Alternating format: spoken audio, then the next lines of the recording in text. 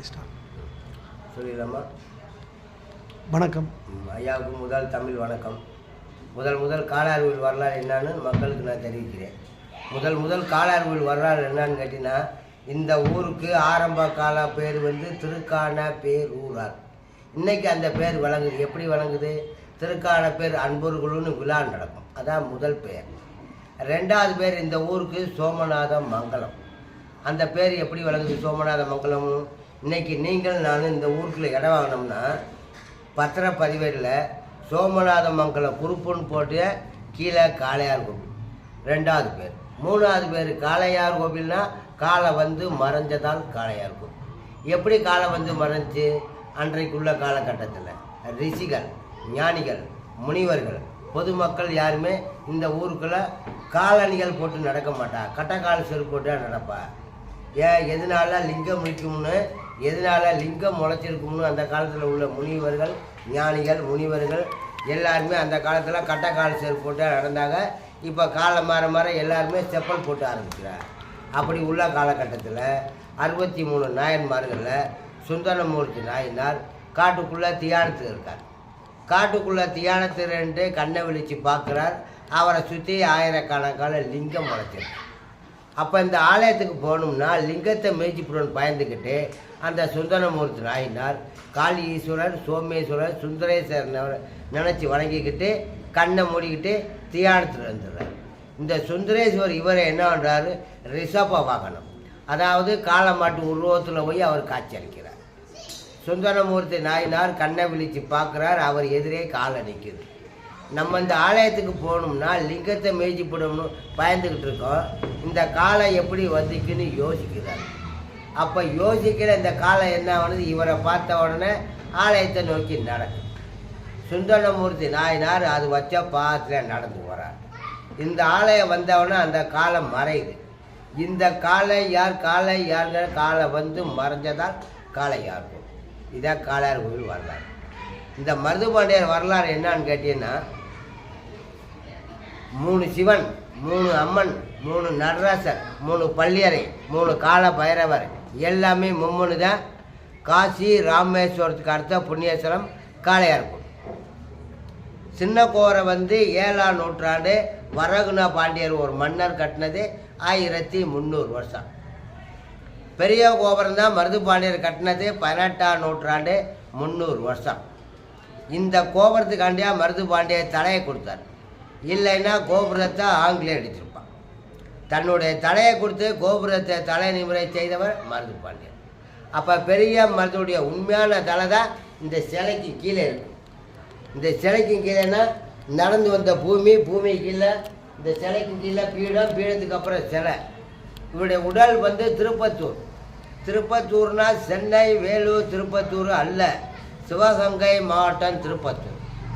சின்ன மருதுக்கே உடம்பு தலை எல்லாமே திருப்பத்தூர் தான். எதனால பெரிய மருதுடைய தலை காளையார் கோயிலுக்கு வந்துச்சு? அதான் கொஸ்டின். வீரவாண்டி கட்டபொம்மனை ஆங்கிலேயர் திருநெல்வேலி மாவட்டம் கயத்தாரில் தூக்கு போட்டார். வீரபாண்டி தம்பி ஊமத்துறை, கட்டபொம்மன் குடும்பத்தார் அனைத்து பேருமே ஆங்கிலேயர் என்ன பண்ணுறா? திருநெல்வேலி சிறையில் அடைச்சிடார். இதில் ஊமத்துறை மட்டும் மருதுபாண்டியை தப்பிக்க வைக்கிறார். தப்பிச்சு வந்த ஊமத்துறை மருதுபாண்டியட்டே அடைக்கலம் கேட்குறார். மருதுபாண்டியன் என்ன பண்ணுறாரு? தஞ்சை வந்தவனை கலங்க விடக்கூடாதுக்காண்டி அடைக்கலம் கொடுத்து திருமயம் பக்கத்தில் ஒரு கோட்டையில் கொண்டு போய் ஊமத்துறையை மருதுபாண்டிய அடைக்கலமாக வைக்கிறார். அந்த கோட்டைக்கு பேர் இன்றைக்கு ஊமையன் கோட்டை. அதைத்தான் இன்னைக்கு நம்ம திருமயம் கோட்டைன்னு சொல்கிறோம். அப்போ ஊமத்துறைக்கு அடைக்கலம் கொடுத்த நைட்டே சின்ன மருது என்ன பண்ணுறாரு? அவருடைய படை வீரர்களோட போய் ஆங்கிலோட வீரர்களை கொன்று ஆங்கிலோட சிறைச்சாலையை தகர்த்தெறிஞ்சு கட்டபொம்மன் குடும்பத்தார் அனைத்து பேருமே காப்பாற்றி கூட்டியாந்துறாரு சின்ன மருது. காலையில் ஆங்கிலேயர் பார்க்குற சிறைச்சாலையெல்லாம் தரமட்டமாக இருக்கு. அவங்க வீரர்லாம் இறந்துருக்காங்க. கட்டபொம்மன் குடும்பத்தார் யாருமே இல்லை. இந்த வேலையை செஞ்சது யாருமே ஆங்கிலேயர் கண்டுபிடிக்க முடியல. ஊமத்தில் ஒரு ஆள் தான் தப்பிச்சு போனால் அவன் இதை செய்யலை. இது யாருன்னு எவ்வளோ முயற்சி பண்ணி பார்க்குற ஆங்கிலேயர் கண்டுபிடிக்க முடியல. கடைசியில் ஆங்கிலேயர் என்ன பண்ணுறான்? புதுக்கோட்டையை தொண்டைமான் ராஜா போய் நாடுறேன். அப்புறம் தான்